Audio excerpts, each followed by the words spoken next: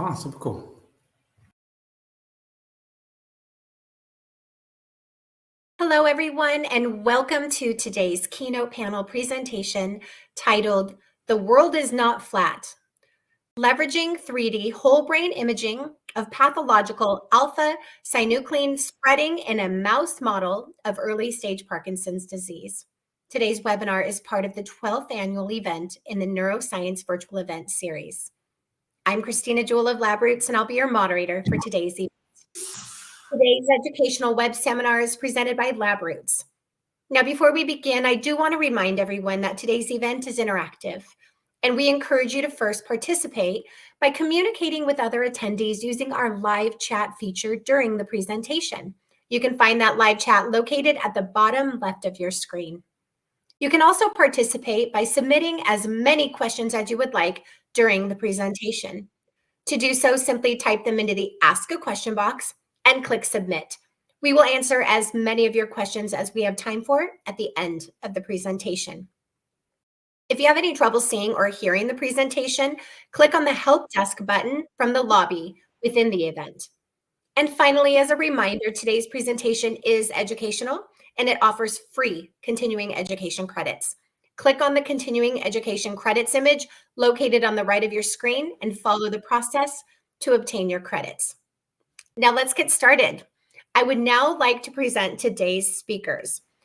Yasir Gallero-Salas, Senior Scientist, 3D Imaging at Gubra, and Henrik Björk Hansen, Scientific Director, Sales and Marketing at Gubra.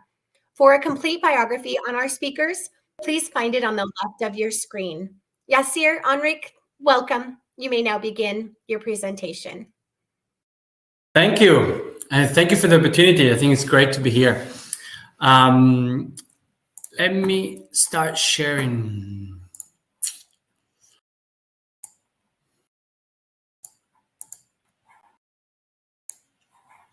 All right. So I think you all should be able to see the data presentation. So today Henrik, Yasir, no, we can't see it yet. You cannot? We cannot. Okay, sorry about that. That's okay. Okay, let's try again with sharing. Entire. There we go. All right. Now? Is it yes. Okay now? Perfect. Good. Great. Thank you for the feedback. Yes, so today we'll be talking about 3D imaging and how we use that in preclinical neuroscience. Henrik and I work for Gubra. At Gubra, we are a biotech company. We have both our own drug discovery pipelines in the area of obesity, but also we collaborate with universities and other biotech and pharma companies in which we provide a research services as a CRO. The first part of my talk that I will conduct, I will give you a introduction to 3D light sheet imaging. And then in the second part, Henrik will talk about how we use 3D imaging in mouse models of Parkinson's disease.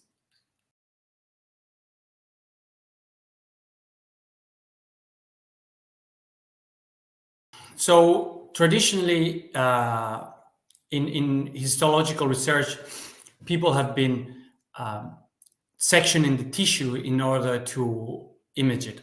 Unfortunately, the light doesn't penetrate through the biological sample, and then one way to dealing with this is to cut very thin slices of tissue that you can later on image on traditional histology, either in a confocal microscopy or in any simpler microscopy. However, that has some disadvantages, and those become very apparent when you deal with complex structures such as vasculature. As you can see, that the 2D section looks completely different from the complete 3D reconstruction. That's also similar when you are dealing with unpredictable structures such as isolates of the pancreas, you might cut at a certain plane where you would miss the structure that you're interested in, as well as when you are dealing with rare events, then you are introducing a big sampling bias. And as well for organs where they are heterogeneous in their nature, such as the brain. As you know, each brain area is different from its neighbor. Therefore, 2D histology has its limitation. Then you might only sample some of the entire tissue. So therefore, in specifically in these cases, if instead of only recording from a single or several single 2D planes, one could image the entirety of the organ, then you could better reconstruct complex structures, unbiasedly measure from unpredictable and structures and rare events. For those examples, I think 3D imaging clearly outcompetes 2D classical histology. So what are the steps that we have to do in order to prepare the sample for microscopy? The first is a tissue labeling. And we do that both in vivo. For instance, we label the vasculature in vivo with lectin, or we measure the biodistribution of different therapeutical agents, such as antibodies or mRNAs. And in this way, the labeling happens in vivo, and only after that, the animal is sacrificed, and the whole organ, as you can see here on the right, is clear. In order for the tissue to be clear, you have to first fix it, and we do that with PFA or mPFF. And then one of the steps is to get rid of the lipids. So each molecule, the lipids and the protein, they have a different refractive index, and that, in summary, makes that the light to be refracted across the tissue, therefore producing a blurry image. But if you remove the fats and you're left only with protein, then you can use different chemicals that match the refractive index of the protein and therefore become transparent. So that's what happened here on the video on the right. Once we have removed the fats, the lipids, if we incubate the sample in a liquid with the same refractive index as the proteins, it basically becomes transparent. And then another way that we also label the sample is with classical immunohistochemistry. And to do that, we use antibodies, and in essence, it's a similar protocol to classical 2D histology, with the main difference that we have to remove the lipids to also improve the penetration of the antibody, and then also use longer incubation times so that the antibody can penetrate the full volume. And after that, similarly, we clear the tissue. So in a way, these are two steps process, one for labeling and one for tissue clearing. And the final result is that we have a 3D volume that is cleared, but it's also labeled against different markers.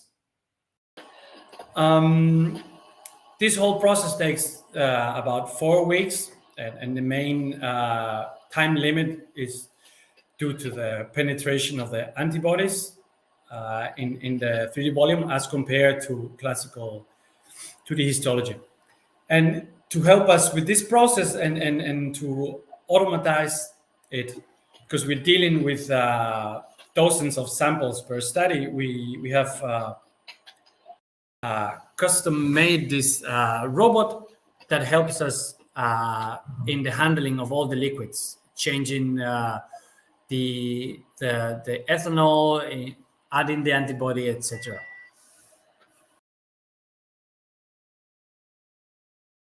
And once we have the sample that is labeled and clear, then we take it to our light sheet microscope. A light sheet microscope is a similar microscope to a fluorescent microscope, with the main difference that the light is shaped into a sheet so that you would image the sample at different depth. So here on the single section, that's the image that is produced by exciting the sample with a sheet of light at this depth. And what we do is we move that sheet of light across the sample, therefore collecting an image at different set position, at different depth, being able to, at the end, reconstruct this 3D volume. And if you compare the single section from classical histology to the full volume in 3D imaging, then you can very clearly see the difference in the advantage of 3D imaging. And our final product is a full brain where we have enough resolution to see single cells, but also subcellular components. Here, I'm showing you as an example a stain for TH, where we label dopaminergic neurons. And you can see that we are able to label the axonal tracts as well as the single cells. You can identify the nucleus that has no staining at the center of the soma, as well as dendrites. So this is to give you a flavor of the resolution that we can acquire with this system. And then to image this whole brain, it will take about half an hour per channel for the whole brain. And then we can repeat this labeling process for up to 3 channels. In this case, actually, instead of labeling the protein, what we have labeled here is the RNA messenger.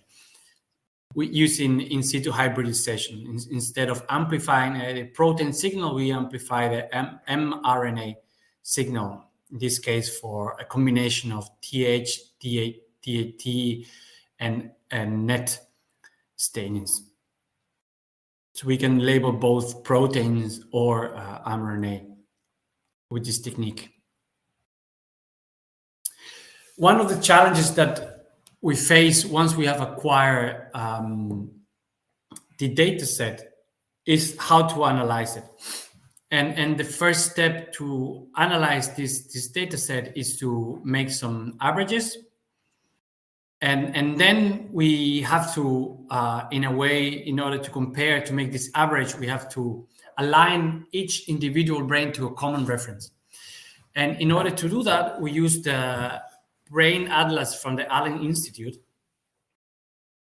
And then we can align each individual brain to this atlas. And then in this atlas, this light sheet fluorescent microscopy atlas, then we have parcel and annotated each of the individual brain regions. We have a publication where we also align between and across atlases. For instance, we can align the light sheet atlas to an MRI atlas or a CT scan atlas. So we can go across these spaces. And the final result is that we are able to extract quantifiable data across thousands of brain regions. Here, each brain region, as an example, is highlighted in green. Once we have aligned each individual brain to this common reference atlas. And then finally, before Henrik takes over with the Parkinson models, I thought I should give you a taste of what type of studies we run, what kind of data and information we get with this approach. And very briefly, we have applied this pipeline to the study of Parkinson's disease. Here you see a brain hemisphere that has been labeled against A-beta. So as you know, in Alzheimer's disease, there's the formation of amyloid beta plaques that you can see here in magenta. But not only we can label the plaques, or in a way the target of the treatment, but we can also label the treatment itself. Here shown in blue, we have labeled a aducanumab biosimilar. As you know, aducanumab is an antibody, a therapeutic antibody that targets amyloid beta plaques. So in this study, we can both see and the biodistribution of amyloid beta and how that changes in response to the treatment with an antibody, aducanumab. And we can also study the biodistribution of this aducanumab. And this is what we have done here. We have quantified the total number of plaques in a mouse model of Alzheimer's disease, in which we have either no treatment or treatment with different concentration of aducanumab biosimilar, with or without a blood-brain barrier shuttle. And we see that treatment with a shuttle that crosses the blood-brain barrier has led to a decrease in the number of plaques.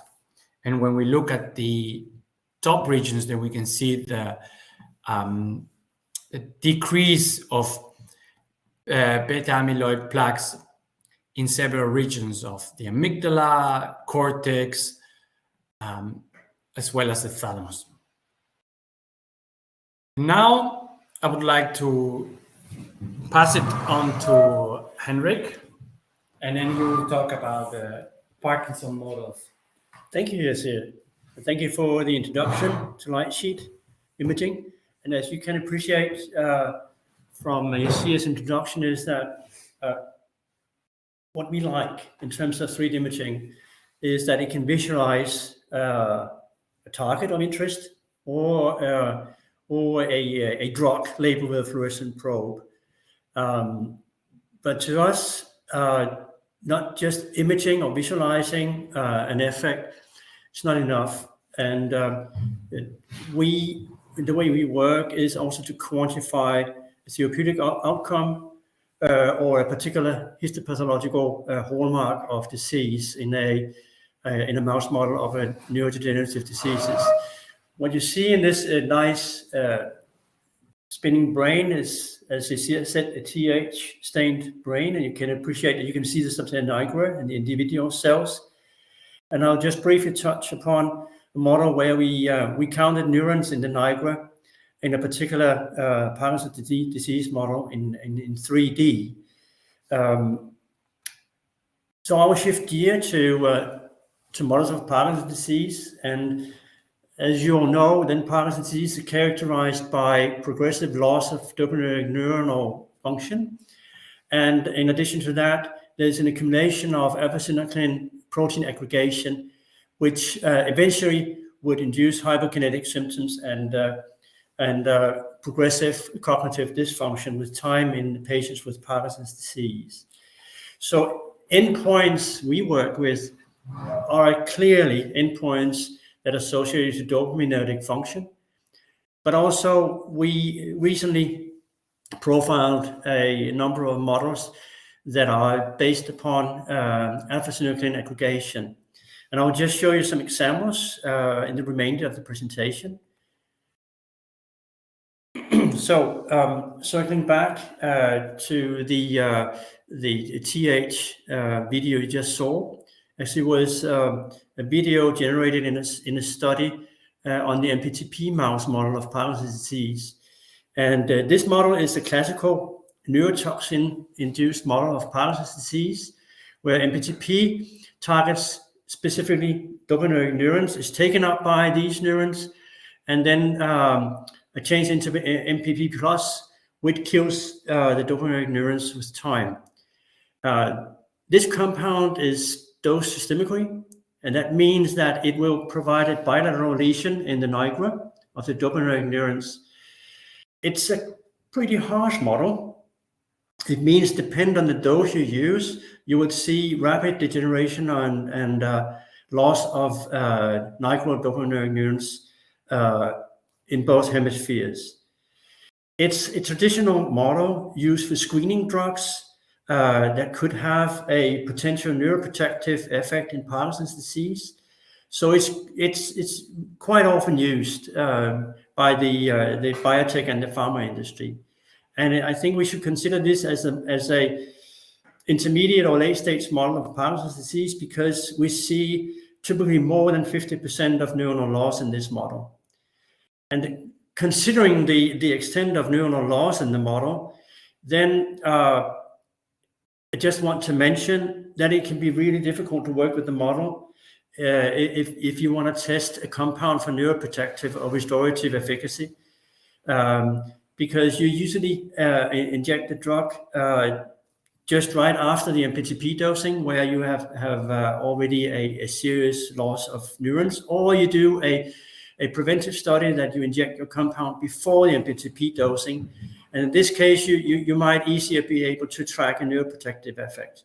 But what it means for the clinic can be debated, because only 2 out of 50 drug candidates tested in the model have shown clinical benefits in the Parkinson's disease so far. So I think we should consider this as a screening model, but you do not rely on that model alone. So we published a paper in 2019 just showing the applicability of light sheet imaging to the MPTP mouse model. And what you can see here to your left is a dorsal view of a normal mouse brain. And the zoom in here is centered around the midbrain. You can appreciate here that those here, this is a substandard nigra with a very dense population of dopaminergic neurons. But TH also labels other neurons, for instance, norepinephrine. But they do not reside in the nigra. They are to a high degree expressed in the cerebellum. So the anatomy of the TH signal is pretty important to consider when you want to address dopaminergic neurons specifically. So we are interested in nigra and the VTA in this study. And if you compare the dorsal view of an average brain from a vehicle-dosed mouse compared to the MPTP mouse, and you look to the nigra here, it's really hard to see a difference. But it doesn't mean it's not there. And you can observe the difference in 2 different ways. One, you can do a signal intensity analysis of the fluorescent signal all over the brain. And then you can compare that signal in the MPTP mouse to the vehicle-dosed mice. And you then get this data set. You see up here to your right that everything that is in blue is downregulated in terms of TH expression compared to the vehicle. And the red denotes then regions that are upregulated in the MPTP mouse. We just show an example here on the qualitative data expressed like with 2-fold change compared to the control mouse, and all these areas are significantly regulated. So it's not just that MPTP downregulates TH. There's compensatory activity in other brain regions where we can see an upregulated TH signal, at least within the time frame of this study, where the mice were dosed, and we then waited for seven days before we analyzed the brains. What you can see here over here is the counting of the neurons in the substandard nigra, compactor, and VTA. What you can appreciate, there's a significant reduction in TH expression neurons in the SNC and the VTA in the model, approximately 50%, and that's why it's quite aggressive model. So, given the fact it's a very aggressive model and it can be difficult to observe neuroprotective effects in the model, we turned our focus towards other models of Parkinson's disease, and specifically those that are induced with various α-Synuclein pathological variants. You have to consider that the hypothesis on Parkinson's disease is quite diverse. In terms of α-Synuclein, there are 2 major hypotheses. One is the brain first subtype. It means that it starts aggregating in the brain before it passes downstream to the spinal cord. Whereas the other hypothesis is the body first subtype, where it aggregates projecting from the gut into the spinal cord, then enters the brainstem, and then goes deeper into the brain. And maybe both hypotheses apply to subpopulations of Parkinson's disease patients, even though it's not known which of those are the most prominent. So in terms of targeting α-Synuclein aggregates, there are many different strategies out there. And one of the most prominent ones is actually immunotherapies, like for Alzheimer's disease, even though these are not offered to patients so far because the clinical trials have failed. But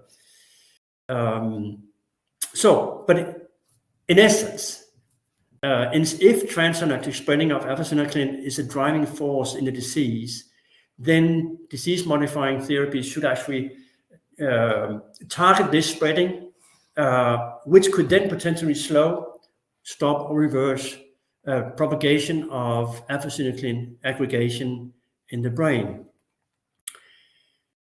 One example of a model is an intranigular injection of a aggressive α-Synuclein human variant, A53T, put into a vector, and that vector then drives overexpression of human mutant α-Syn aggregates in the desired region of interest. And usually that region of interest is in the substantia nigra. And there are reports out there that you would observe dopamine neuronal loss within 6 to 10 weeks post-injection. And along with that, you can observe Lewy-like pathology and slight motor impairment, which will depend on the degree of neuronal lesion in the nigra. It could be considered as a intermediate-stage Parkinson's disease model. However, the phenotype is very, very variable because it depends on the injection site and the dose and the effectiveness of the production of the human mutant variant in the nigra. We have done a study with that, just kind of proof of concept that we can get this overexpression to occur in the nigra of a normal mouse, and we injected the A53T encoding vectors into the nigra, and then the mice were sacrificed 2 weeks later. And what we observe is this, that we can clearly see expression of the aggregate in the nigra. Those have been labeled with the phosphorylated 129 antibody, which labels aggregates of α-Synuclein. Today, we have not in detail addressed whether there is a loss of Th-positive neurons in the model, but at least we can show that it works in our hands with the AAV concept. Another particular model of interest is α-Synuclein aggregate spreading, and that is more closely monitoring the core progressive and neurodegenerative disease process in mice, because when you inject the AAV directly into an area of interest, it stays there. It's a localized overexpression of your preferred α-Synuclein variant, but it stays there, it doesn't spread outside the injected area. Whereas if you apply inoculation of exogenous preformed fibrils, PFFs, then they will start spreading in the brain and will follow a trajectory between interconnected brain regions. So it comes with different sorts in these models because it depends on the type of PFF and also where you inject it, and it also depends on whether you inject it directly into the CNS or into the gut. If you remember, there's these two different hypotheses, brain first or gut first models. But for any one of these different forms of PFF models in the mice, it's a slow model of neurodegeneration because spreading of the aggregate takes time. We can monitor the spreading using this antibody recognizing phosphorylation of serine 129. However, when you read the literature, it's very variable in terms of the aggregate architecture between studies. And it could depend on the PFF isoform of your choice. Could also depend on your injection site or how precise the injection is in a particular desired site. So we chose actually to do a study ourselves with precision injection of PFF into the striatum, as you can appreciate to the picture here to the left. With time, we would expect that aggregates would occur in the nigra, because the striatum and the nigra are interconnected. So we chose to do a longitudinal study to profile spreading over time. And we then sacrificed mice 1, 4, 8, 12, 16, or 26 weeks after the injection. The question then we cannot answer for the time now is that what kind of therapies can you actually evaluate in the model? There's one opportunity because the spreading is slow, so you might be able to prevent spreading or seeding. But the question is also, can you intervene at a stage where you start losing neurons? But we would definitely love to try all three modalities with time. But I can show you some preliminary data. So the pipeline is, as you can see here, the brains were sequentially collected over time. And what I can show you now is data from week 1 to week 12. We immunolabelled the brains, the whole brains, using an antibody against TH, but also against phosphorylated 129. So it's a double-labeled brain. Immunolabeling takes, like Yasir said, around a month. Then we scan the brains, and then we hand over all these data to our computational analysts, and they would then return to us with the qualitative data. And you can just see here in the video a double-labeled normal mouse brain. The blue color denotes TH labeling, whereas the magenta is α-Synuclein phosphorylation. So you can see here, you can see aggregate spreading and neuronal loss in a PFF injected mouse. And I think this mouse maybe eight weeks after the injection. That's a representative video.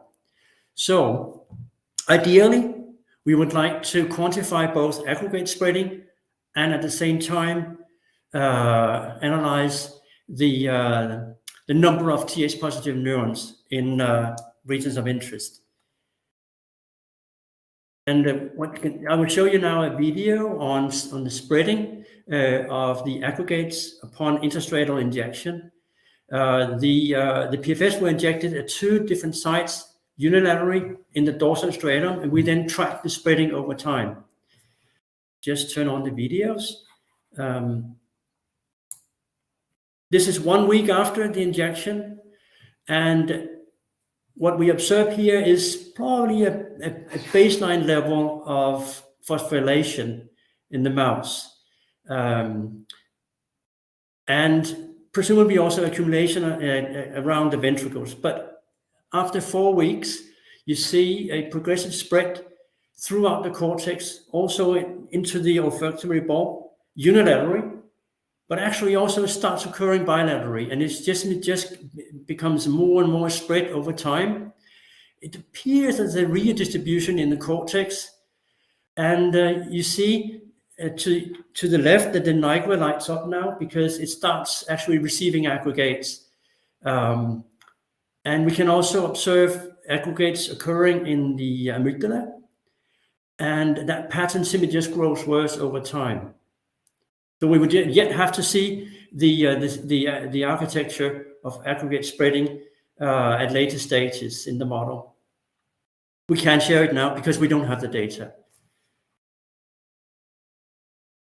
So if we zoom in on the nigra, you can see the double labeling and what you can use it for. The green denotes the aggregates, whereas the magenta is the TH. And you can see the double labeling that with time, you start actually see occurrence of α-Syn aggregates in the nigra, in particular in the zona compacta.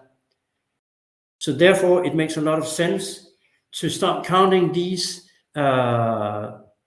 magenta colored cells, these Th positive cells, because we know pretty much where we could presumably observe toxicity.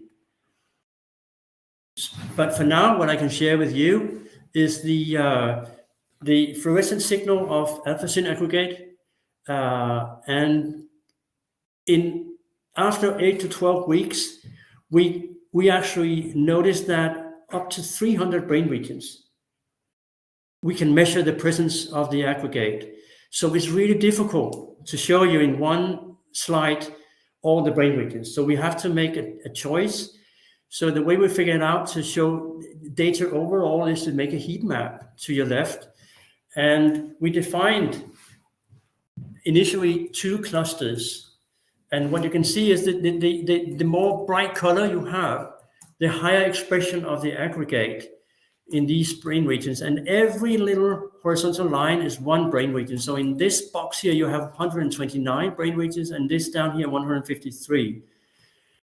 The way they differ is that between 8 and 12 weeks post-injection, there's a change in signal actually originating in these regions, but then other regions become, with time, more enriched with the aggregate. So there's a dynamic redistribution of the signal over time, which we would also expect. And somewhere in here, the substantia nigra heights, the basolateral amygdala heights, and several cortical areas. And then, just by visual inspection, we observed a loss of fluorescent signal of Th positive neurons in the nigra. And to some degree also in the striatum. You can compare with the injection of monomer, which should be relatively inert in the model as compared to PFF injection into the striatum. And you can appreciate over here that compared to monomers, there's a slightly less intense signal in the nigra after 12 and 8 weeks post-injection with the PFF. So that encourages us to do quantification both of the fluorescent signal of Th positive, the Th positive fluorescent signal, but also counting neurons in there. And as you can appreciate from the MPTP model, we know that the counting will work. Also, when we apply it to the PFF model. So, but we are not there yet in terms of what we feel, what should be done to get a full information on the model. So, as I said, we would like to count the Th positive cells and the signals. We can count the neurons. We can probably also quantify the Th signal in the fiber tracts and maybe also the terminals. But the terminals are very small. So one ambitious project could be actually to do expansion microscopy to visualize and maybe get an idea as to whether we start losing terminals before we start losing neurons. Because what we aim to is actually to address drug treatment in the prodromal phase in this particular model. So that's a phase where we see no or slight loss of dopaminergic neurons. So we should go for other markers of injury. It could be fiber tracts or terminals. And in terms of neuronal injury, even though we do see a loss of Th positive cells, it doesn't mean that they're really lost. It just means that what we actually quantify is the Th expression. And it might go down, as I have shown you in the MPTP model, but it doesn't mean that the cells are lost. So on top of that, we have to address if these cells indeed are lost. And I think the best step forward is actually to do a neuronal staining on these whole brain specimens, either using UN or nasal staining, to consider all neuronal populations in particular brain regions of interest, for instance, the nigra. And then on top of that, we have started a longitudinal study where we apply AI-assisted analysis of neurobehavior. Hopefully we can track any changes in neurobehavior over time. We have yet to share these data with you, but eventually we'd like to use the model to probe for potential drug treatments that could be efficacious in Parkinson's disease going forward. So now I think we are at the end of our presentation.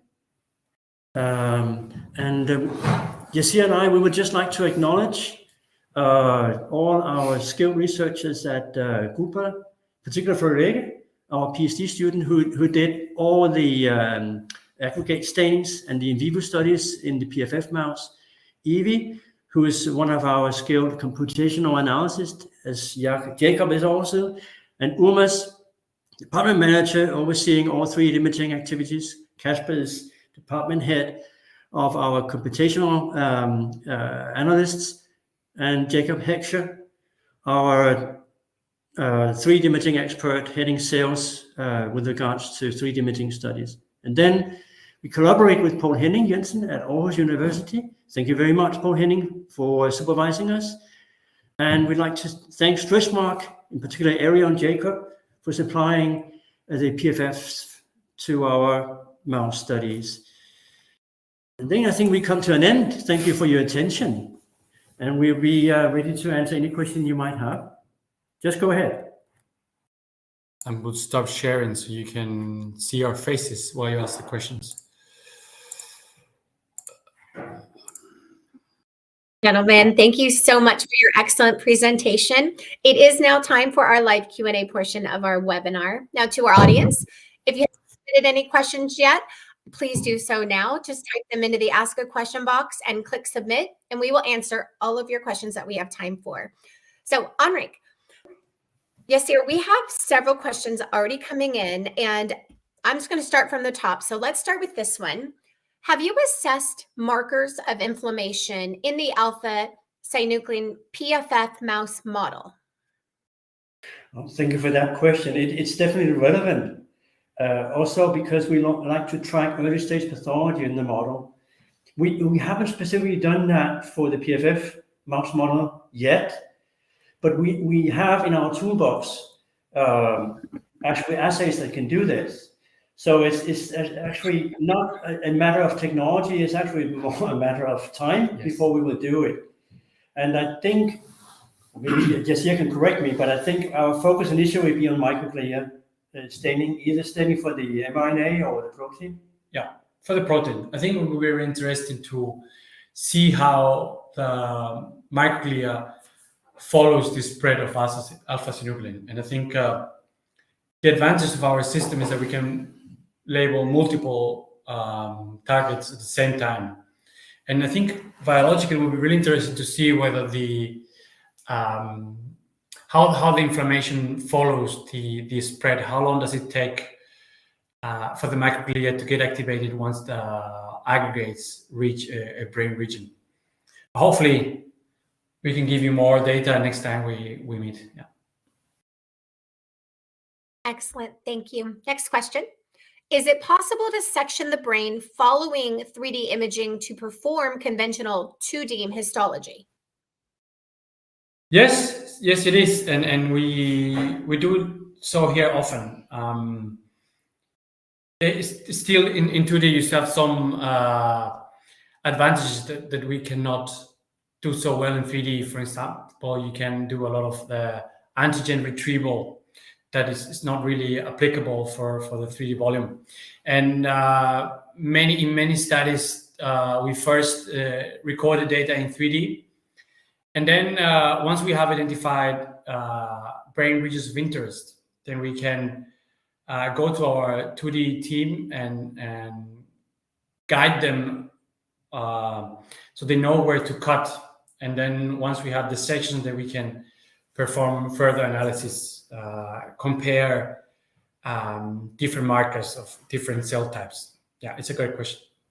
Actually, yes, I have to think that don't we also use 2D histology to validate the 3D histology data? Right. So one of the limitations of 3D, as I briefly touched upon in the introduction, is the antibody penetration, and that's a good way of validating that there was good enough penetration in 3D to first label in 3D, then cut, and then do a secondary staining of the same marker in 2D to make sure that we have good penetration. of the antibody in the 3D system. Yeah.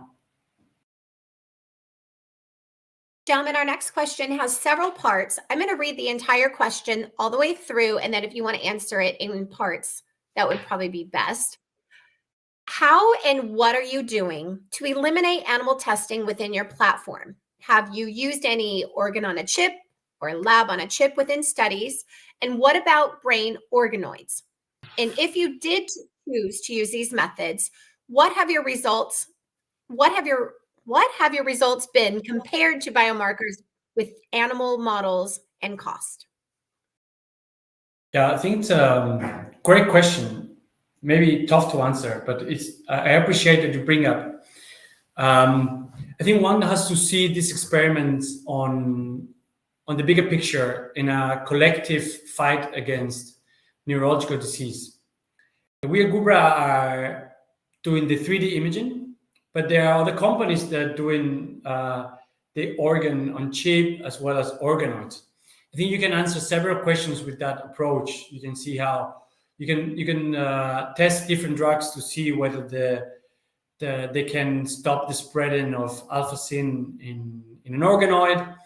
You can run some simulations on the computer.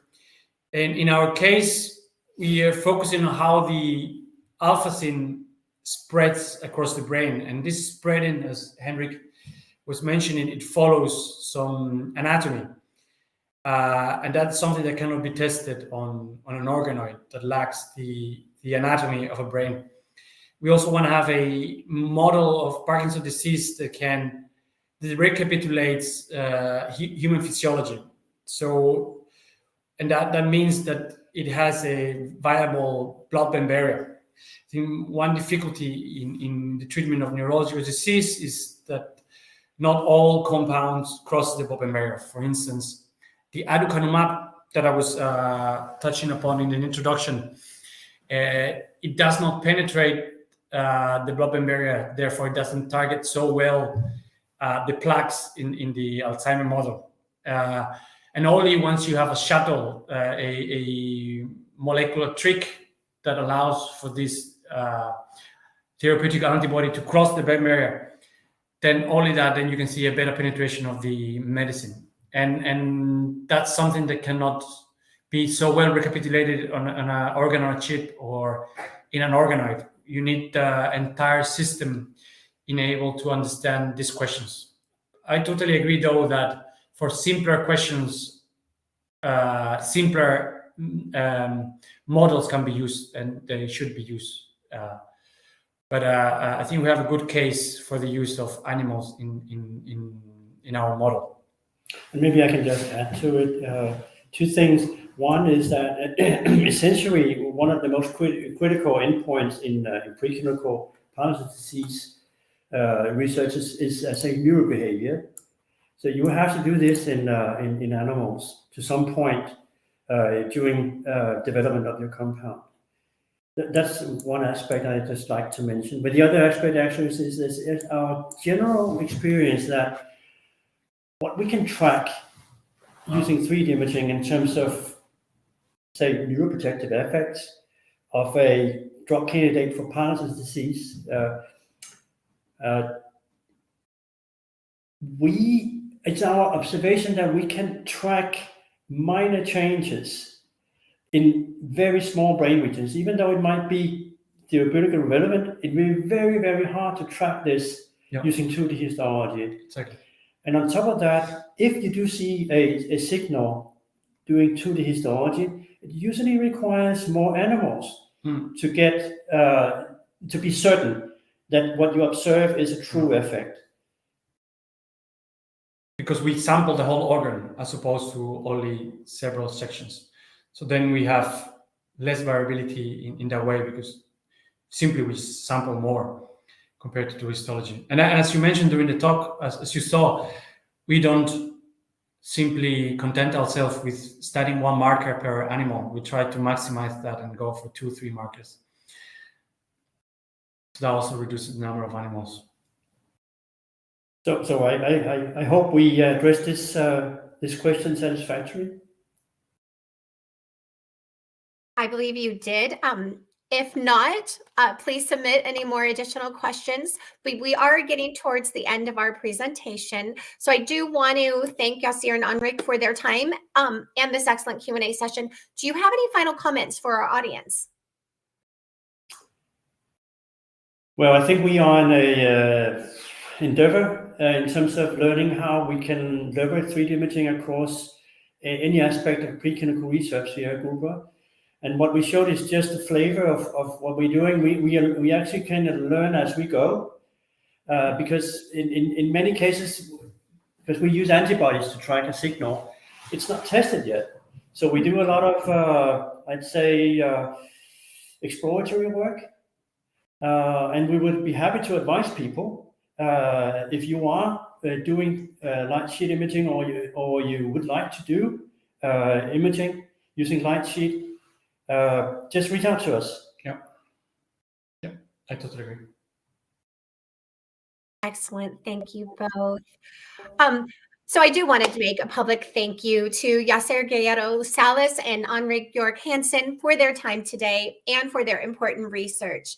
Before we go, I want to thank our audience also for joining us today and for their interesting questions we weren't able to answer today, and those submitted during the on-demand period, they will be addressed by our speakers via the contact information you provided at the time of registration. Today's webcast can be viewed on demand for 1 year, and that's through March 6, 2025. LabRoots will alert you via email when it is available for replay. We encourage you to share that email with your colleagues who may have missed today's live event. That's all for now. Thank you so much for joining us, and we hope you enjoy the rest of our event. Have a great day, everyone. Bye-bye. Bye. Thank you for having us.